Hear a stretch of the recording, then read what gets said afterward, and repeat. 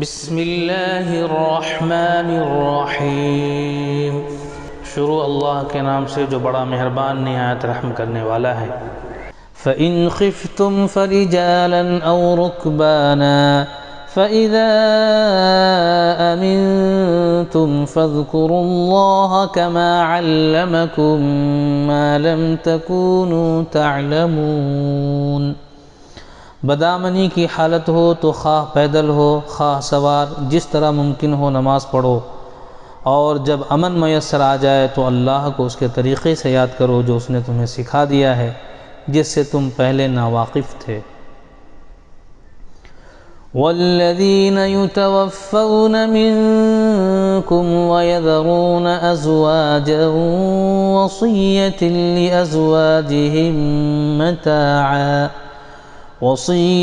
لِأَزْوَاجِهِم مَّتَاعًا إِلَى الْحَوْلِ غَيْرَ إِخْرَاجٍ فَإِنْ خَرَجْنَ فَلَا جُنَاحَ عَلَيْكُمْ فِيمَا فَعَلْنَ فِي أَنفُسِهِنَّ مِن مَّعْرُوفٍ وَاللَّهُ عَزِيزٌ حَكِيمٌ۔ تم میں سے جو لوگ وفات پائیں اور پیچھے بیویاں چھوڑ رہے ہوں، ان کو چاہیے کہ اپنی بیویوں کے حق میں یہ وصیت کر جائیں کہ 1 سال تک ان کو نان و نفقہ دیا جائے اور وہ گھر سے نہ نکالی جائیں۔ پھر اگر وہ خود نکل جائیں تو اپنی ذات کے معاملے میں معروف طریقے سے وہ جو کچھ بھی کریں، اس کی کوئی ذمہ داری تم پر نہیں ہے۔ اللہ سب پر غالب، اقتدار رکھنے والا اور حکیم و دانا ہے۔ وَلِلْمُطَلَّقَاتِ مَتَاعٌ بِالْمَعْرُوفِ حَقًّا عَلَى الْمُتَّقِينَ۔ اسی طرح جن عورتوں کو طلاق دی گئی ہو انہیں بھی مناسب طور پر کچھ نہ کچھ دے کر رخصت کیا جائے، یہ حق ہے متقی لوگوں پر۔ كَذَلِكَ يُبَيِّنُ اللَّهُ لَكُمْ آيَاتِهِ لَعَلَّكُمْ تَعْقِلُونَ۔ اس طرح اللہ اپنے احکام تمہیں صاف صاف بتاتا ہے، امید ہے کہ تم سمجھ بوجھ کر کام کرو گے۔ أَلَمْ تَرَ إِلَى الَّذِينَ خَرَجُوا مِن دِيَارِهِمْ وَهُمْ أُلُوفٌ حَذَرَ الْمَوْتِ فَقَالَ لَهُمُ اللَّهُ مُوتُوا ثُمَّ أَحْيَاهُمْ إِنَّ اللَّهَ لَذُو فَضْلٍ عَلَى النَّاسِ وَلَكِنَّ أَكْثَرَ النَّاسِ لَا يَشْكُرُونَ۔ تم نے ان لوگوں کے حال پر بھی کچھ غور کیا جو موت کے ڈر سے اپنے گھر بار چھوڑ کر نکلے تھے اور ہزاروں کی تعداد میں تھے۔ اللہ نے ان سے فرمایا مر جاؤ، پھر اس نے ان کو دوبارہ زندگی بخشی۔ حقیقت یہ ہے کہ اللہ انسان پر بڑا فضل فرمانے والا ہے، مگر اکثر لوگ شکر ادا نہیں کرتے۔ وَقَاتِلُوا فِي سَبِيلِ اللَّهِ وَاعْلَمُوا أَنَّ اللَّهَ سَمِيعٌ عَلِيمٌ۔ مسلمانوں، اللہ کی راہ میں جنگ کرو اور خوب جان رکھو کہ اللہ سننے والا اور جاننے والا ہے۔ من ذا الذي يقرض الله قرضا حسنا فيضاعفه له أضعافا كثيرة والله يقبض ويبسط وإليه ترجعون۔ تم میں کون ہے جو اللہ کو قرض حسن دے تاکہ اللہ اسے کئی گنا بڑھا چڑھا کر واپس کرے؟ گھٹانا بھی اللہ کے اختیار میں ہے اور بڑھانا بھی، اور اسی کی طرف تمہیں پلٹ کر جانا ہے۔ أَلَمْ تَرَ إِلَى الْمَلَإِ مِن بَنِي إِسْرَائِيلَ مِن بَعْدِ مُوسَىٰ إِذْ قَالُوا لِنَبِيٍّ لَّهُمُ ابْعَثْ لَنَا مَلِكًا نُّقَاتِلْ فِي سَبِيلِ اللَّهِ قال هل عسيتم إن كتب عليكم القتال ألا تقاتلوا قالوا وما لنا ألا نقاتل في سبيل الله وقد أخرجنا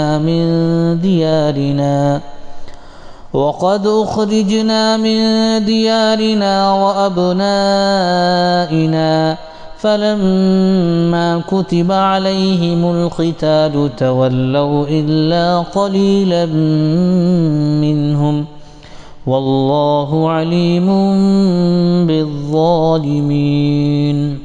پھر تم نے اس معاملے پر بھی غور کیا جو موسیٰ علیہ السلام کے بعد سرداران بنی اسرائیل کو پیش آیا تھا۔ انہوں نے اپنے نبی سے کہا ہمارے لیے ایک بادشاہ مقرر کر دو تاکہ ہم اللہ کی راہ میں جنگ کریں۔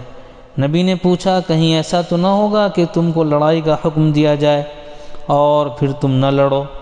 وہ کہنے لگے بھلا یہ کیسے ہو سکتا ہے کہ ہم راہ خدا میں نہ لڑیں جبکہ ہمیں اپنے گھروں سے نکال دیا گیا اور ہمارے بال بچے ہم سے جدا کر دیے گئے ہیں؟ مگر جب ان کو جنگ کا حکم دیا گیا تو ایک قلیل تعداد کے سوا وہ سب پیٹھ موڑ گئے اور اللہ ان میں سے ایک ایک ظالم کو جانتا ہے۔ وقال لهم نبيهم إن الله قد بعث لكم طالوت ملكا قالوا أنى يكون له الملك علينا ونحن أحق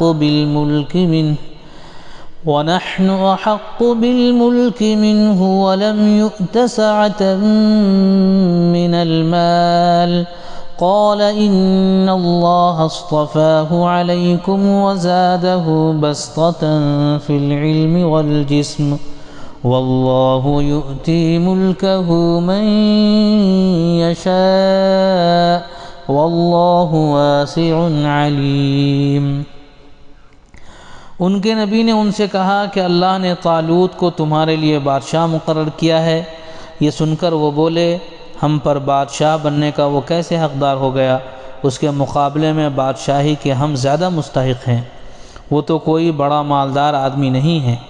نبی نے جواب دیا اللہ نے تمہارے مقابلے میں اسی کو منتخب کیا ہے اور اس کو دماغ و جسمانی دونوں قسم کی اہلیت فراوانی کے ساتھ عطا فرمائی ہیں، اور اللہ کو اختیار ہے کہ اپنا ملک جسے چاہے دے۔ اللہ بڑی وسعت رکھتا ہے اور سب کچھ اس کے علم میں ہے۔ وقال لهم نبيهم إن آية ملكه أن يأتيكم التابوت فيه سكينة من ربكم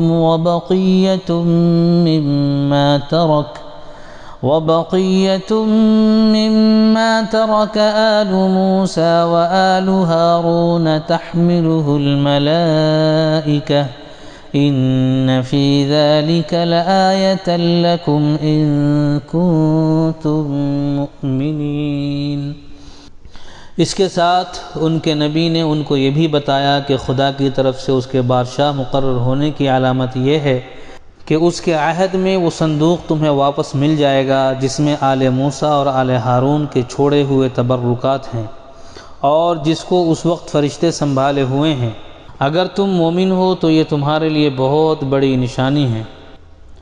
فلما فصل طالوت بالجنود قال إن الله مبتليكم بنهر فمن شرب منه فليس مني ومن لم يطعمه فإنه مني إلا من اغترف غرفة بيده فشربوا منه إلا قليلا منهم فلما جاوزه هو والذين آمنوا معه قالوا لا طاقة لنا اليوم بجالوت وجنوده قال الذين يظنون أنهم ملاقو الله كم من فئة قليلة غلبت فئة كثيرة بإذن الله كم من فئة قليلة غلبت فئة كثيرة بإذن الله والله مع الصابرين۔ پھر جب طالوت لشکر لے کر چلا تو اس نے کہا ایک دریا پر اللہ کی طرف سے تمہاری آزمائش ہونے والی ہے، جو اس کا پانی پیے گا وہ میرا ساتھی نہیں، میرا ساتھی صرف وہ ہے جو اس سے پیاس نہ بجھائے، ہاں ایک آدھ چلو کوئی پی لے، مگر ایک گروہ قلیل کے سوا وہ سب اس دریا سے سیراب ہوئے۔ پھر جب طالوت اور اس کے ساتھی مسلمان دریا پار کر کے آگے بڑھے تو انہوں نے طالوت سے کہہ دیا کہ آج ہم میں جالوت اور اس کے لشکروں کا مقابلہ کرنے کی طاقت نہیں ہے۔ لیکن جو لوگ یہ سمجھتے تھے کہ انہیں ایک دن اللہ سے ملنا ہے، انہوں نے کہا بارہا ایسا ہوا ہے کہ ایک قلیل گروہ اللہ کے اذن سے ایک بڑے گروہ پر غالب آ گیا ہے۔ اللہ صبر کرنے والوں کا ساتھی ہے۔